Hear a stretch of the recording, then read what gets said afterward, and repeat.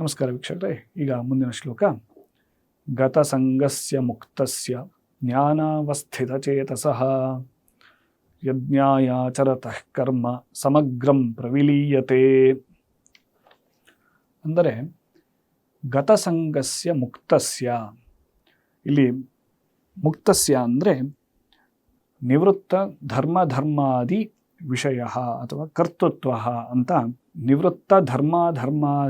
ನಿವೃತ್ತ ಧರ್ಮಾದಿ ಸಂಬಂಧ ಅಂತ ಹೇಳೋದಕ್ಕೆ ಮುಕ್ತಸ್ಯ ಅಂತ. ಗತಸಂಗಸ್ಯ ಮುಕ್ತಸ್ಯ, ಯಾವುದರಲ್ಲಿ ತನಗೆ ಯಾವುದೇ ಆಸಕ್ತಿ ಇಲ್ಲದೆ ಇರುವುದು.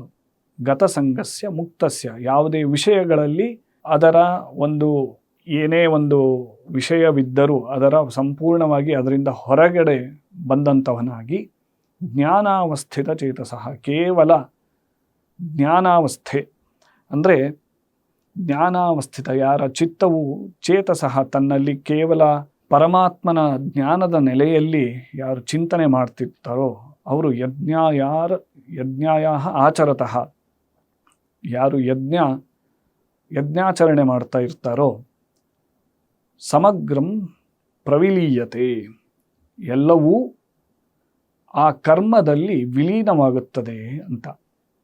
ಗತಸಂಗಸ್ಯ ಮುಕ್ತಸ್ಯ ಜ್ಞಾನಾವಸ್ಥಿತ ಚೇತಸಃ, ಈ ಎಲ್ಲ ಮಾಯೆಗಳಿಂದ ಯಾರು ಪರಿತ್ಯಕ್ತರಾಗಿರ್ತಾರೋ, ಕೇವಲ ಪರಮಾತ್ಮನಲ್ಲಿ ಅಥವಾ ಅವನ ಸಾನ್ನಿಧ್ಯವನ್ನು ಅದನ್ನೇ ಯಾವಾಗಲೂ ಯೋಚನೆ ಮಾಡ್ತಿರ್ತಾನೋ ಅಂತಹವರ ಕೆಲಸಗಳು ಆ ಕರ್ಮಗಳಲ್ಲಿಯೇ ವಿಲೀನವಾಗಿ ಹೋಗಿರುತ್ತದೆ ಅಂತ ಈ ಶ್ಲೋಕದ ತಾತ್ಪರ್ಯ.